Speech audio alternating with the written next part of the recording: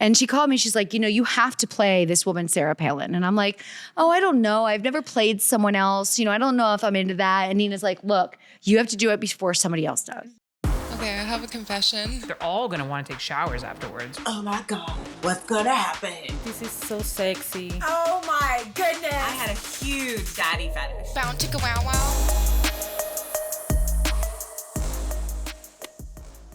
And then, 2 days goes by and I get a phone call from Drew from Hustler and he's like, hey, we're putting together this movie, Who's Nailing Palin? I'm like, great title, I like it. Yeah. And you're perfect. That was you?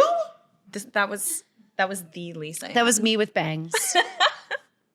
Bangs and an updo. And bigger boobs. And bigger boobs, because when I retired, the first thing I did was a breast reduction. Really? Oh. Mm-hmm. Wow. I also slimmed down my body by 55 pounds when I retired. So now my boobs look just as big as they did before. I just look much smaller. Yeah, it's a very strange dynamic how this all worked. Yeah, that was me.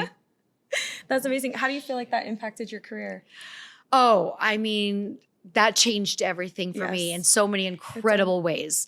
It also was a time where I knew I needed to really jump on the bandwagon as fast as possible. Yeah. As soon as I realized the notoriety that was going to actually have, I'm on TMZ, our first day on set, it was the first day mainstream people were just like on set with us. Mm-hmm. Everyone was there. This was part of pop culture before it was even shot. Like before that movie was even done, it was already this big thing. I was in an Eminem video. Like, viral moment. What? Yeah. The song Is We Made You. I was in an Eminem video. I love that song. And that was when he had all the celebrities like Kim Kardashian lookalike and Amy Winehouse. He had me, Britney Spears. So that was amazing. And that was the moment where I remember saying to myself, you need to go back out on the road full-time feature dancing and take advantage of this money because you're never going to make money like this. And I, for 4 years, from 2008 to 2012, I did every weekend except Thanksgiving and Christmas. So I did 50 weekends a year feature dancing to stockpile the rest of my money that I wanted to be able to walk away from the business with. Mm-hmm. And it was insane. I can remember my first gig. I just still didn't believe that it was going to be as popular as it was. So I still wasn't even carrying any Sarah Palin suits with me on the road. I had my regular feature and the owner was like, you don't have a suit? I'm like, what do you mean? Like, no, I have all my costumes. Like, I'm Lisa Ann. He's like, no, you're Sarah Palin. I'm like, oh my God, there were moments. Wow. There were moments where I kind of fought it and I wore my regular costumes underneath a Sarah Palin suit and had the club owner call my agent. But regardless, the very first gig, it was in Flint, Michigan. It was a very big club. It was a Deja Vu, which they were 18 and up to get in, no alcohol. And I remember doing my show and coming downstairs.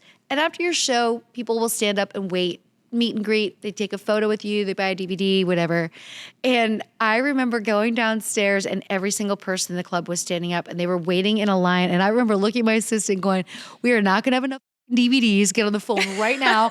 Get some. We need more merch. So much money that we're not going to be able to get it home. Yeah. And you're only legally allowed to carry $10,000 cash each. You have 2 people with you, so $10,000 each. And I remember that night, every show I was like, man, we're going to have to go to Staples and buy Visa gift cards. Like, what are we going to do? How are we going to get this money home? Like that was a time of money that I just never thought I would see. And at the age, I was, in my mid 30s. So it was a great time to come into that like second wave of a big push for my career.